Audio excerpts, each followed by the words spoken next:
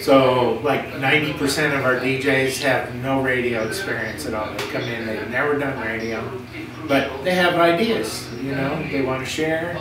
You know, they either love music or they love politics or a combination of that, or, you know, they're all about the drum and bass, you know.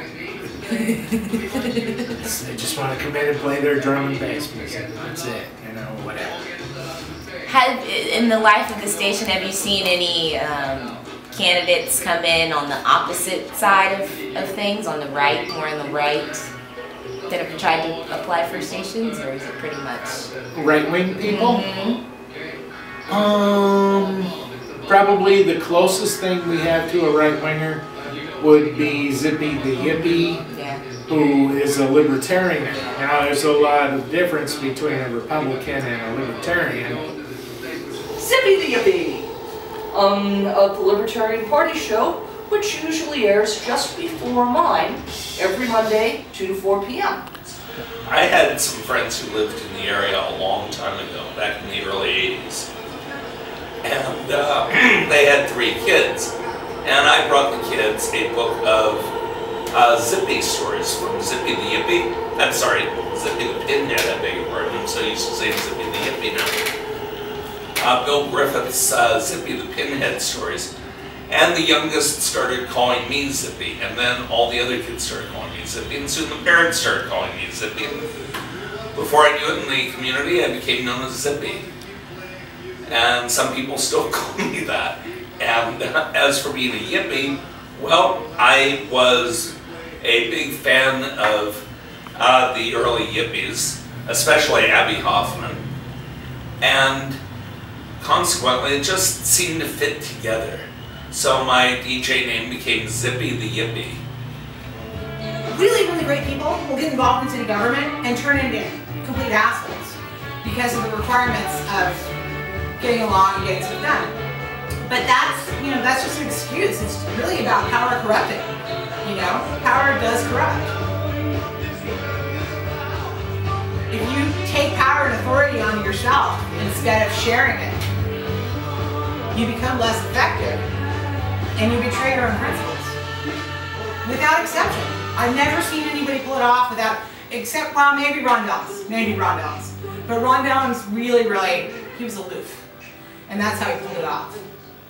But I worked on his campaign to become Oakland mayor, and it was just so funny because his entire campaign strategy was basically, I'm going to become mayor, and I'm not going to fuck you guys over, and I'm going to try and inspire as many people as I can to fix these problems we have in Oakland.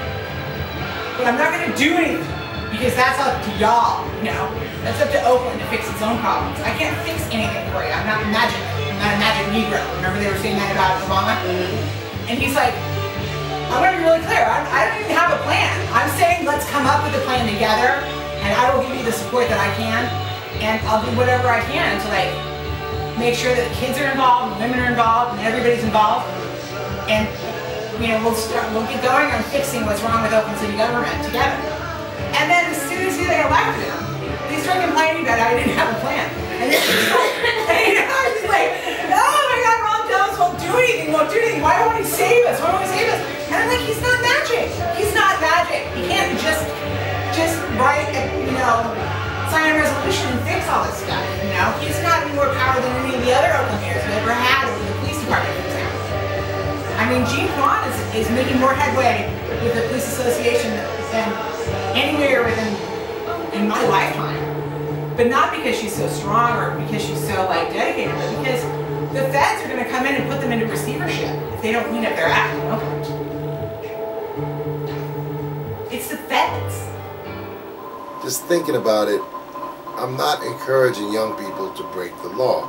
I'm not saying every time you see something that you disagree with that you should then break the law. You know, discuss it with your family, your friends. And if after discussing it with people that you trust, you come to the conclusion that it's an unjust law, defy it. Shame on the criminals. Woo! Shame on them.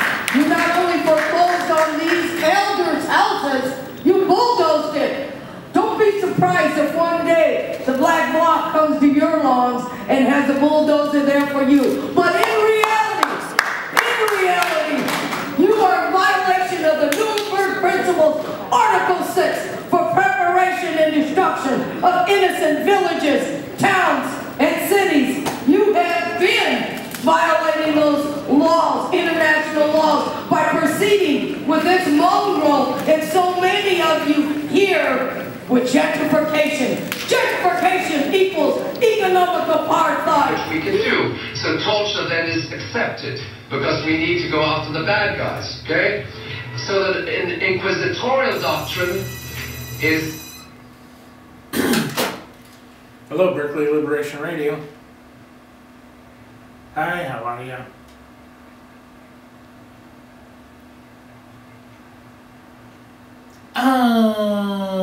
You know what that means. You'll be sitting around for 20 minutes waiting for the next BART train.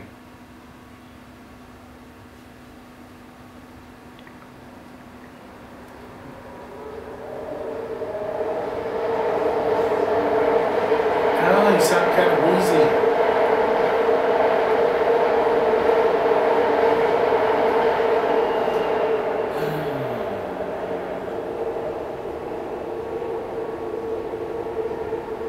I know a lot of folks with asthma will head for like Arizona. Let's see, I'm 1, 2, 3. Okay. I think if I'm remembering correctly, I've been doing this show, this is my 7th year of doing the show, and we have had at least 6 studios. 6. We have been shut down once and lost all our equipment. We could be out in the middle of the ocean on a ship and we could be doing pirate radio, but we're too much of a pain in the ass to go out and shut down. So they do it to us here because we're on the mainland. And so whatever it is that we're talking about or doing or what have you, we're pirates and we're not supposed to be there because we're the bad guys, so to speak. But in my opinion, I don't think we're the bad guys. From my own show, I want to tell what people need to know. The truth. That's what pirate radio is to me.